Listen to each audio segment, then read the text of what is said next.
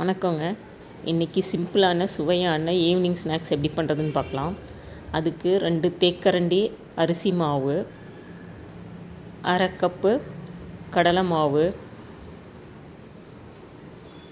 தேவையான அளவு உப்பு,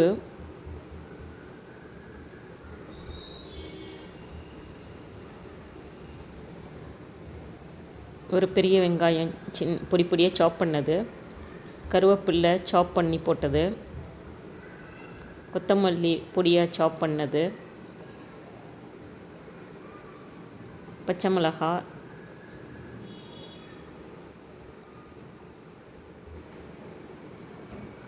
பெருங்காயம்,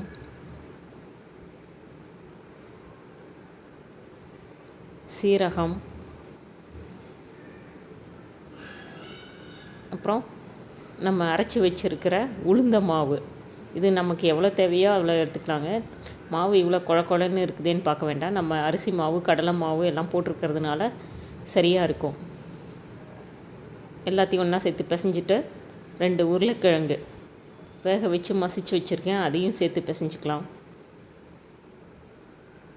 இப்போது ஒரு வாணலியில் எண்ணெய் ஊற்றி காஞ்சதுக்கப்புறம் அதை சின்ன சின்ன இப்படி கையில் எடுத்து கிள்ளி போட்டால் போதும்.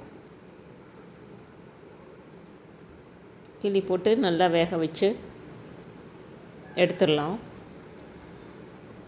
இது நேரம் அவ்வளோவா எடுக்காது, ரொம்ப ஈஸியாக செஞ்சிடலாம். டேஸ்ட்டும் ரொம்ப நல்லாயிருக்கும். எண்ணெய் குடிக்காது பாருங்கள். கடலை மாவு அரிசி மாவு போட்டிருக்கிறதுனால எண்ணெய் குடிக்காது. கொஞ்சம் நேரத்தில் செஞ்சிடலாம். டீ போடுற டைமில் செஞ்சிடலாம்.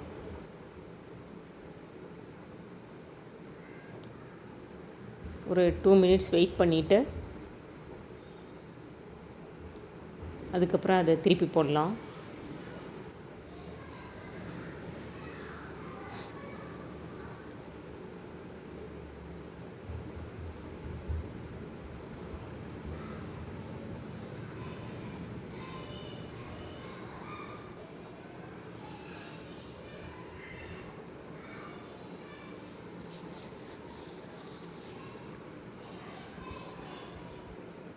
கொஞ்சம் மிடில் அடுப்பை வச்சு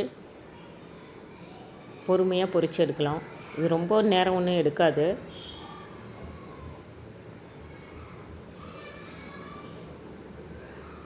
பாருங்கள், அதிகம் ஆயில் இழுக்காதுமே சூப்பராக வந்திருக்கு.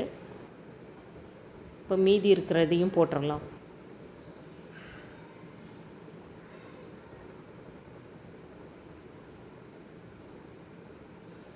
இது ஷேப்புன்னெலாம் ஒன்றும் கிடையாதுங்க. கையில் எடுத்து கிள்ளி கிள்ளி போட வேண்டியது தான்.